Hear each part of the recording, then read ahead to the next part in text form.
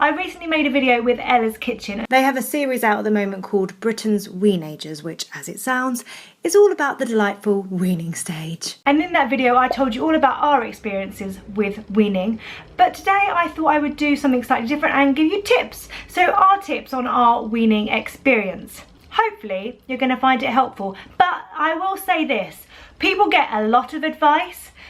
The best bit of advice is take what you want from the advice and ignore the rest. So, on that note, away we go. Relax and enjoy. Some people find it a really painful experience, but weaning is what it is. So just enjoy it. There's going to be frustrating times. There's going to be times where you put food in front of your child and they're just not going to want it. It's fine. It's fine. On to the next meal. Make sure you check the temperature of the food before you hand it over to your child. And my biggest thing with that is that I'm worried not only that Buzz will burn his lip, but that having something that will burn him will put him off eating. So I always check, I put some on the spoon and check it against my lip. Or actually, I've started just dipping a clean finger in and just twirling it around because he grabs things with his hands. Remember that weaning is essentially an extended part of play. They are just discovering. So let them discover. Don't try and make them do things in a clean way. Things are going to get messy. Let them explore. Just give them the space and the freedom to just sit in their high chair and just put things in their mouths or pick things up and just look at things for a while. There's absolutely no rush. Give them time. Time is an amazing thing. I think as humans we kind of just try and do everything really, really quickly. There's no rushing a weaning child. It's just not going to happen. Allow them time to just sit and discover and eat. It's fine. As long as they're happy, they can sit there for as long as they like. If they start to get agitated, just take them down. You don't want to associate that feeling with food. So just try and make things as easy for yourself and for them as possible. Just let them decide how much of something. I do maybe cook slightly too much and I just see how much Buzz is going to eat of that. I don't try and make him eat more because I don't know how big his tummy is and I don't want to go stretching it and I don't want him to not have enough. Sign language actually has helped this massively because he can ask for more or he can say that he's all done and that is fascinating and really, really useful. So well done, Buzz. I would say trust that your child knows how much is enough and don't try and force more into them if they're just not into it.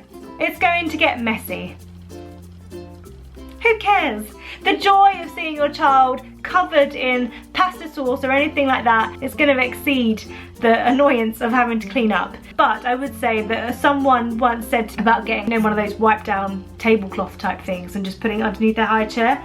Amazing. For instance, my dad has carpet in his dining room and I don't really want Buzz throwing all of his dinner on the carpet. Or even just a sheet that you don't mind getting dirty, just put it underneath and then it's easy to just clean everything up. Obviously the child is a different matter. The child might be needing a bath and that's fine. So always have a towel and a bit of soap with you wherever you go. I guess my biggest tip is to realise that there is absolutely no right way and no wrong way of weaning.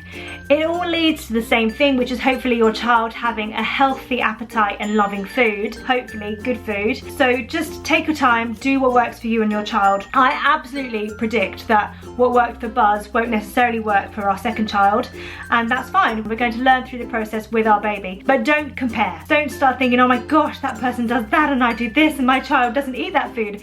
It's fine. Your child might just not really like Brussels sprouts, and if they don't like Brussels sprouts, it's fine.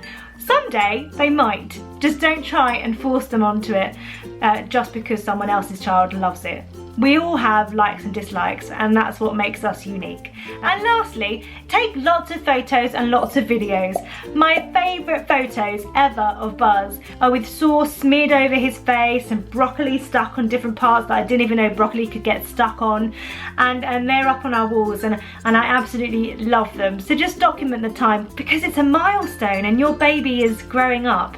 So document it and just enjoy it. So those are my tips, I would say. I'm sure I've missed many things that I do find useful, but if you have any other tips, share them in the comments below and everyone can have a bit of a dialogue below and see what works for you. So many people out there have lots of words of wisdom, but as I say, take what you find useful for you and just ignore the rest. It's absolutely fine. We're all learning. Parenting is about learning and discovery, so give yourself a break. And if you need some inspiration for what to cook for your child, look up Ella's Kitchen Cookbook. Explore and enjoy. Bye! To find out more about Ella's Kitchen's Weaning channel and to watch the Britain's Weenager series, please click on the link in the description box.